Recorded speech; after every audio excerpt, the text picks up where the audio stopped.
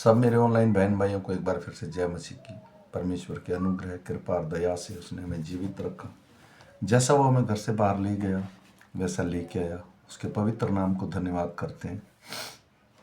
आज हम प्रार्थना करते हैं पवित्र आत्मा के लिए, ताकि पवित्र आत्मा हमारी अगुवाई करे और हमें वचन सुनने और समझने में मदद मिले। मैं विश्वास करता हूँ जितने मेरे ऑनलाइन बहन भाई से सुने वो सब उद्धार के मार्ग पर आगे बढ़ सकें। इसलिए आइए हम प्रार्थना करेंगे। धन्यवाद धन्यवाद धन्यवाद हे महान और सामर्थी परमेश्वर, तू दयालु है, तू कृपालु है, तू सारी सृष्टि का मालिक है। तेरे पवित्र नाम को धन्यवाद प्रभु। तू स्वर्ग में विराजमान है परमेश्वर। तूने अपने पुत्र को भेजा प्रभु जी, वो पृथ्वी पर आया और प्रभु मृत्यु को जीत कर वापस जा बैठा। उसने हमारे लिए एक सहायक छोड़ा प्रभु, पवित्र आत्मा, ताकि प्रभु जी वो हमारी अगुवाई कर सके प्रभु, और तेरी गूढ़ बातों को हमें समझा सके प्रभु। शाम के सुंदर समय तेरा वचन पढ़ने जा रहे हैं प्रभु। मैं आशा करता हूँ प्रभु जी, मैं विश्वास करता हूँ मेरे राजा, जितने से ऑनलाइन सुने प्रभु सबको पवित्र आत्मा छू ले, ताकि तेरी गुप्त बातों को समझने में मदद मिले प्रभु जी। प्रभु मैं सारा आदर सारी महिमा तुझे देता हूँ, सब कुछ तेरे बलवंत हाथों हम सौंपते हूँ प्रभु यीशु। ये छोटी सी विनती तेरे चरणों में रखता हूँ प्रभु जी, आमीन।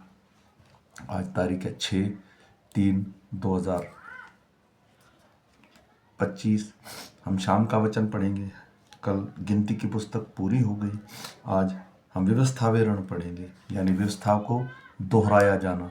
व्यवस्था विवरण में सारी वही बातें लिखी हैं जो लय व्यवस्था में लिखी हुई हैं।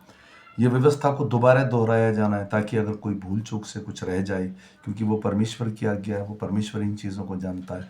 तो हम आज पढ़ेंगे व्यवस्था विवरण की पुस्तक में से 1 और 2 अध्याय। इसके पढ़े और सुने जाने पर प्रभु की आशीष हो। जो बातें मूसा ने यरदान के पार जंगल में अर्थात सूप के सामने और अराबा में और पारान और तोपेल के बीच में और लाबान, हसेरोत और दिजाहाब के सारे इजराइलियों से कही वे ये हैं। होरेब के कादेश बरने और सेईर पहाड़ पर मार्ग 11 दिन का है। 40वें वर्ष के 11वें महीने के पहले दिन को जो कुछ यहोवा ने मूसा को इजराइलियों के कहने की आज्ञा दी थी, उसके अनुसार मूसा उनसे बातें कहने लगा। अर्थात जब मूसा ने एमोरियों के राजा हेशबोन वासी सीहोन और बाशान के राजा अता रोवसी ओग को एद्रवाई में मार डाला। उसके बाद यरदान के पार मुआब देश में वह व्यवस्था का विवरण यूं करने लगा। हमारे परमेश्वर यहोवा ने होरेब के पास हमसे कहा था, तुम लोगों को इस पहाड़ के पास रहते हुए बहुत दिन हो गए हैं, इसलिए अब यहाँ से कूच करो और एमोरियों के पहाड़ी देश को, और क्या अराबा और क्या पहाड़ों में, क्या नीचे के देश में, क्या दक्षिण देश में, क्या समुद्र के किनारे जितने लोग एमोरियों के पास रहते हैं उनके देश को, अर्थात लबानोन पर्वत तक और परात नामक महानद तक रहने वाले कनानियों के देश को चले जाओ।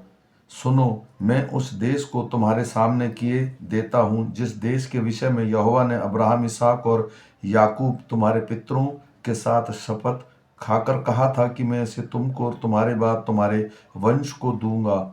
उसको अब आकर अपने अधिकार में ले लो। फिर उसी समय मैंने तुमसे कहा, मैं तुम्हारा भार अकेले नहीं उठा सकता, क्योंकि तुम्हारे परमेश्वर यहोवा ने तुमको यहाँ तक बढ़ाया कि तुम गिनती में आज आकाश के तारों के समान हो गए हो। तुम्हारे पितरों का परमेश्वर तुमको 1000 गुना और भी बढ़ाए और अपने वचन के अनुसार तुमको आशीष देता रहे। परंतु तुम्हारे झंझट और बोझ और झगड़े और रगड़ों को मैं अकेला कहाँ तक सह सकता हूँ। इसलिए तुम अपने अपने गोत्र में से बुद्धिमान और समझदार और प्रसिद्ध पुरुष चुन लो, और मैं तुम्हें उन सब पर मुखिया ठहराऊंगा।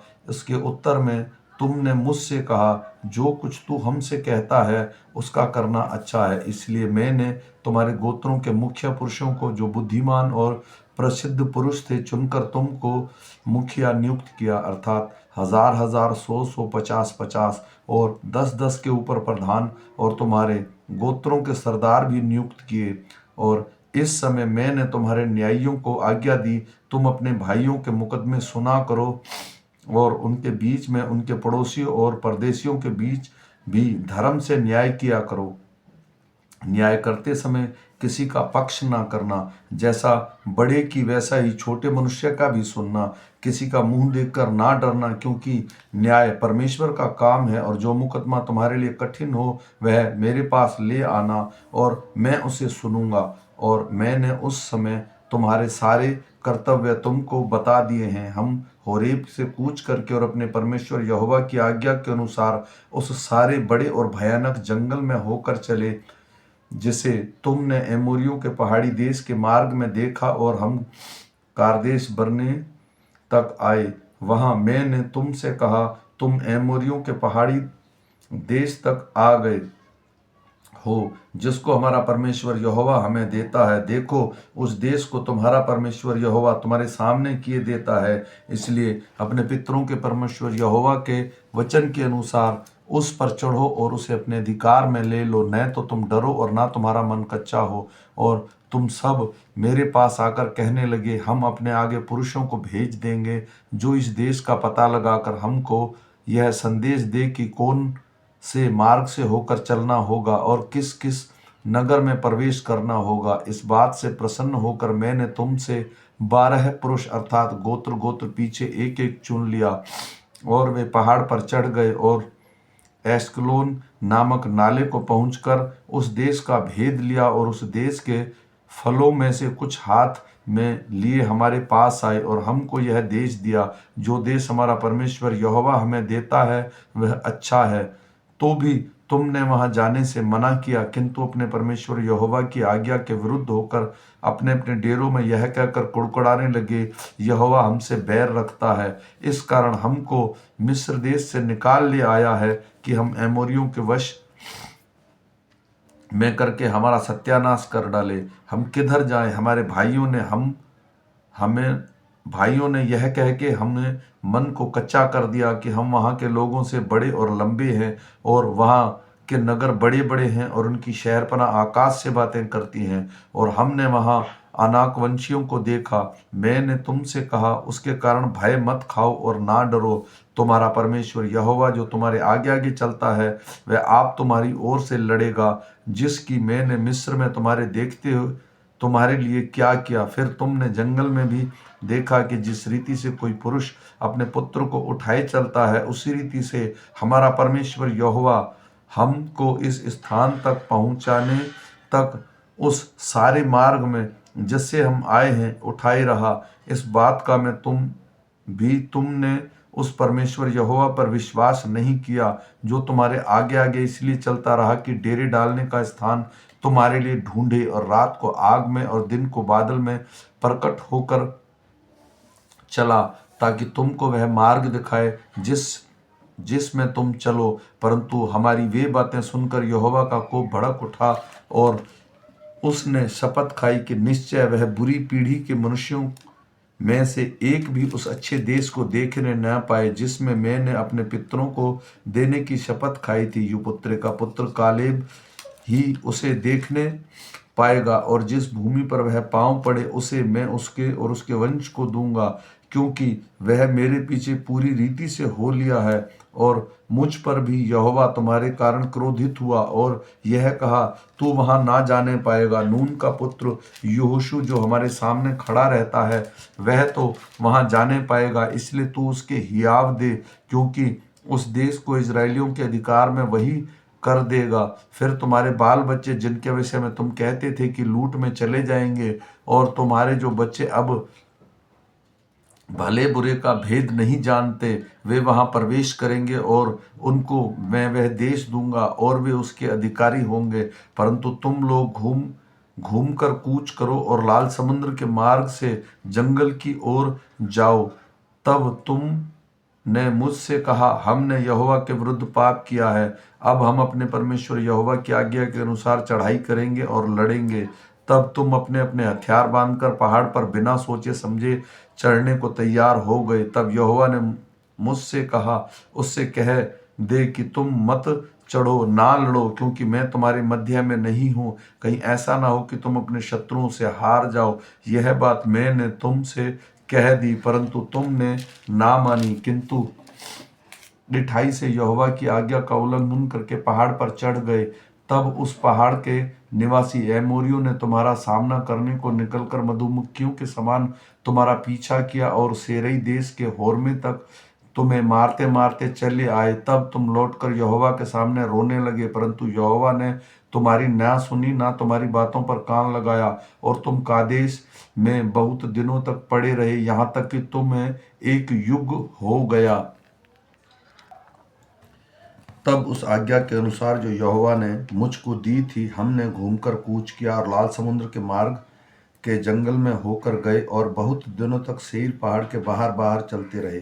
तब यहोवा ने मुझसे कहा, तुम लोगों को इस पहाड़ी के बाहर बाहर चलते हुए बहुत दिन बीत गए हैं। अब घूमकर उत्तर की ओर चलो, और तू प्रजा के लोगों को मेरी यह आज्ञा सुना कि सेरई के निवासी अपने भाई एसाव की सीमा के पास से होकर जाने पर हों, और वे तुमसे डर जाएंगे, इसलिए तुम बहुत चौकस रहो। उन्हें ना छेड़ना, क्योंकि उनके देश में मैं उन्हें पाँव रखने की जगह तक ना दूंगा, इस कारण कि मैंने सेरई पर्वत एसाव वंशियों के अधिकार में कर दिया है। तुमने उस से भोजन रुपए से मोल लेकर खा सकोगे, और रुपया देकर कुओं से पानी भी पी सकोगे, क्योंकि तुम्हारा परमेश्वर यहोवा तुम्हारे हाथों के सब कामों के विषय में तुम्हें आशीष देता आया है। इस भारी जंगल में तुम्हारा चलना फिरना वह जानता है कि 40 वर्षों में तुम्हारा परमेश्वर यहोवा तुम्हारे संग संग रहा है, और तुमको कुछ घटी नहीं हुई। यों हम सेरई निवासी और अपने अपने भाई एसावियों के पास से होकर चले, आराबा के मार्ग और एलत और एसविनगेर को पीछे छोड़कर चले। फिर हम मुड़कर मोआब के जंगल के मार्ग को हो चले, और यहोवा ने मुझसे कहा, मोआबियों को ना सताना और ना लड़ाई छेड़ना, क्योंकि मैं उनके देश में से कुछ भी तेरे अधिकार में ना कर दूंगा, क्योंकि मैंने आर को लूतियों के वंशज के अधिकार में किया है। पुराने दिनों में वह एमी लोग बसे हुए थे, जो अनाकियों के समान बलवंत और लंबे लंबे और गिनती में बहुत थे, और अनाक वंशियों के समान रपाई गिने जाते थे, परंतु मोआबी उन्हें एमी कहते हैं। और पुराने दिनों में सेईर में होरी लोग बसे हुए थे, परंतु एसावियों ने उनके उन देश में से निकाल दिया और अपने सामने से नष्ट करके उनके स्थान पर आप बस गए, जैसे कि इजराइलियों ने यहोवा के देते हुए अपने अधिकार में देश किया। अब तुम लोग कूच करके जेरेद नदी के पार जाओ। तब हम जेरेद नदी के पार आए, और हमने कादेश बरने को छोड़ने के लिए जारेद नदी पार होने पर 38 वर्ष बीत गए, और बीच में यहोवा की शपथ के अनुसार उस पीढ़ी के सब योद्धा छावनी में से नष्ट हो गए। और जब तक वे नष्ट ना हुए, तब तक यहोवा का हाथ उन्हें छावनी से मिटा डालने के लिए उनके विरुद्ध बढ़ा ही रहा। जब सब योद्धा मरते मरते लोगों के बीच में से नष्ट हो गए, तब यहोवा ने मुझसे कहा, अब मोआब की सीमा अर्थात आर को पार कर, और जब तू आमोनियों के सामने जाकर उनके निकट पहुँचे, तब उनको ना सताना और ना छेड़ना, क्योंकि मैं अमोनियों के देश में से कुछ भी तेरे अधिकार में ना करूँगा, क्योंकि मैंने उसे लूत के वंशजों के अधिकार में कर दिया है। वह देश की रपाइयों का गिना जाता है, क्योंकि पुराने दिनों में रपाई जिन्हें अमोनिया जमजुम्मी कहते थे, वे वहाँ रहते थे। वे भी अनाकियों के समान बलवान और लंबे लंबे और गिनती में बहुत थे, परंतु यहोवा ने इनके अमोनियों के सामने से नष्ट कर डाला, और उन्होंने उनके देश से निकाल दिया और उनका स्थान पर आप रहने लगे, जैसे कि हमने सेरई के निवासियों को एसावियों के सामने से होरियों को नष्ट किया और उनके उस देश से निकाल दिया, और आज तक उनके स्थान पर वे आप निवास करते हैं। वैसे ही अव्वाबियों को, जो अज्जा नगर तक गांव में बसे हुए थे, उनके कप्तोरियों ने जो कप्तोरियों से निकले थे नष्ट किया, और उनके स्थान पर आप रहने लगे। अब तुम लोग उठकर कूच करो और अर्नोन के नाले के पार चलो। सुनो, मैं इस देश समेत हेशबोन के राजा एमोरी सीहोन ने तुम्हारे हाथ में कर देता हूँ। इसलिए वह देश को अपने अधिकार में लेना आरंभ करो और उस राजा के युद्ध छेड़ दो। और जितने लोग धरती पर रहते हैं उन सभी के मन में आज ही के दिन मैं तेरे कारण डर और थरथराहट समाने लगूंगा। वे तेरे समाचार पाकर तेरे डेरे के पार कांपेंगे और पीड़ित होंगे। अंत में कर्दमेत जंगल के हेशबोन के राजा सीहोन के पास मेल की ये बातें कहने को दूत भेजे, मुझे अपने देश में से होकर जाने दे। मैं राजपथ से चला जाऊंगा और दाहिने और बाहिने हाथ ना मुड़ूंगा। तू रुपया लेकर मेरे हाथ भोजन वस्तु देना कि मैं खाऊं, और पानी भी रुपया लेकर मुझसे देना कि मैं पीऊं। केवल मुझे पांव पांव चले जाने दे, जैसे सेईर के निवासी एसावियों ने और आर के निवासी मोआबियों ने मुझसे किया, वैसा ही तू भी मुझसे कर। इस रीति में यरदान पार होकर उस देश में पहुंचूंगा जो हमारा परमेश्वर यहोवा हमें देता है। परंतु हेशबोन के राजा सीहोन ने हमको अपने देश से होकर ना चलने दिया, क्योंकि तुम्हारे परमेश्वर यहोवा ने उसको चित्त कठोर और उसका मन हठीला कर दिया था, इसलिए कि दूसरे उसको तुम्हारे हाथ में कर दे। जैसे कि आज प्रगट है कि यहोवा ने मुझसे कहा, सुन, मैं देश समेत सीहोन को तेरे वश में कर देने पर हूँ। इस देश को अपने अधिकार में लेना आरंभ कर। तब सीहोन अपनी सारी सेना समेत निकल आया और हमारा सामना करके युद्ध की यबेस तक चढ़ गया, और हमारे परमेश्वर यहोवा ने उसके हमारे द्वारा हरा दिया, और हमने उसके पुत्रों और सारी सेना समेत मार डाला। और उसी समय हमने उसको सारे नगर को ले लिया, और एक एक बसे हुए नगर का स्त्रियां बाल बच्चों समेत यहाँ तक सत्यानाश कर दिया कि कोई ना छूटा। परंतु पशुओं को हमने अपना कर लिया, और उन नगरों को लूट भी हमने ले ली जिनको हमने जीत लिया था। अर्नोन के नाले के छोर वाले एरोएर नगर से लेकर और उसके नाले में से के नगर से लेकर गिलाद तक कोई भी ऐसा ऊंचा ना रहा जो हमारे सामने ठहर सकता था, क्योंकि हमारे परमेश्वर यहोवा ने सबों के सामने वश में कर दिया। परंतु हम अम्मोनियों के देश के निकट वरन यक्कोब नदी के उस पार जितना देश है, उसी पहाड़ी देश के नगर में जहाँ जाने से हमारे परमेश्वर ने हमको मना किया था, वहाँ हम नहीं गए। आमीन।